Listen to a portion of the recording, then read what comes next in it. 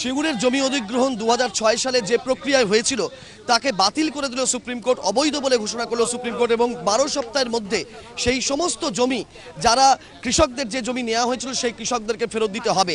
এবং সেই সুপ্রিম কোর্টের রায় ঘোষণার পরেই কিন্তু সিঙ্গুর জুড়ে একটা উচ্ছ্বাসের আবহাওয়া।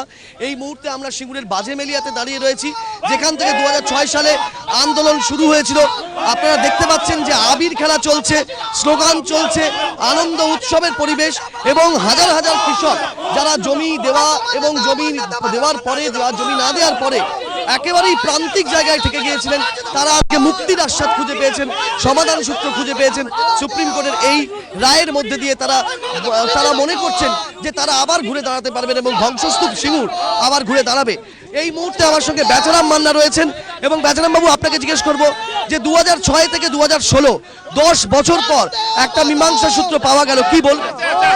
এটা আমরা খুব গর্বিত, আনন্দিত যে দীর্ঘ 10 বছর জুড়ে যে আন্দোলন আমরা শুরু করেছিলাম, এই নিউ উজ্জ্বল সংঘের সামনে থেকেই আমরা সেদিন আন্দোলন শুরু করেছিলাম।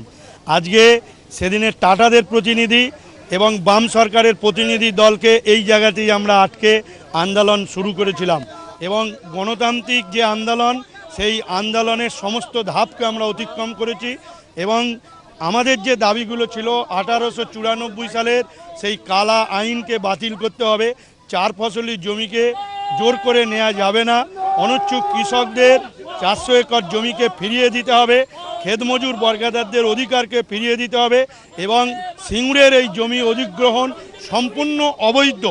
আজকে সেই দাবিকে সামনে রেখে দীর্ঘ 10 বছরও বেশি সময় ধরে আমরা আন্দোলন করেছি। সেই দাবির ওপর সর্বোচ্চ আদালত আজকে সিলমোহর মারল। এটা আমরা মনে করি মানুষের জয় এবং সমগ্র সিঙ্গুরবাসীর জয় এবং পশ্চিমবঙ্গবাসীর জয়। এই 12 সপ্তাহের মধ্যে জমি ফেরানোর প্রক্রিয়া শুরু করতে পারে অবশ্যই। আমাদের মাননীয় মুখ্যমন্ত্রী, তিনি তৎকালীন বিরোধী দলের নেত্রী ছিলেন, 92 বার এই সিঙ্গুরের বুকে এসেছেন আন্দোলন চলাকালে এবং ক্ষমতায় এসে তিনি জমি ফেরত দেওয়ার জন্য আইন প্রণয়ন করেছিলেন এবং আশা রাখি যে শেষ পর্যন্ত তিনি সুপ্রিম কোর্টের রায়কে ফলো করে জমি কৃষকদের ফেরত দেবেন, কৃষকরা জমি চাষ করবে। এটাই হচ্ছে আমাদের আনন্দ, এটা আমাদের গর্বে। আন্দোলন শুরুতেই নেত্রী মমতা বন্দ্যোপাধ্যায়ের ওপর আশা ছিল, ভরসা ছিল।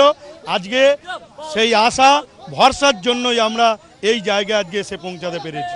অধিকাংশ কৃষকই জমিটা ফেরত পেতেই চেয়েছে। অবশ্যই অধিকাংশ কৃষক জমি ফেরত পেতে পেয়েছিল এবং যারা জমি দিয়েছিল তারা ওদের প্ররোচনায় পড়ে জমি দিয়েছিল। অবশ্যই এটাই হচ্ছে কিন্তু বাস্তব চিত্র। আজকের দিনে দাঁড়িয়ে সিঙ্গুরে আনন্দ উৎসবের যে যজ্ঞ চলছে তাতে প্রত্যেক কৃষকই সামিল হয়েছেন, কারণ প্রত্যেকে যারা জমি দিয়েছিলেন বা যারা জমি দেননি তারা সবাই কিন্তু জমি থেকে বঞ্চিত ছিলেন 10 বছর ধরে এবং সেজন্যই সুপ্রিম কোর্ট বলেছে যারা ক্ষতিপূরণ পেয়েছেন তাদেরকে চেক ফেরত দিতে হবে না, যারা পাননি তাদেরকে আবারও ক্ষতিপূরণ দিতে হবে জমি ফেরত দেওয়ার সঙ্গে সঙ্গে। সিঙ্গুরের এটাই আজকের বাস্তব চিত্র এবং এটাই কিন্তু আর 12 সপ্তাহের মধ্যে তারা জমি পাওয়ার অপেক্ষায় এখন করছেন। ক্যামেরায় প্রবীর সামন্তর সঙ্গে রাজস্বী দত্তগুপ্ত, এবিপি আনন্দ।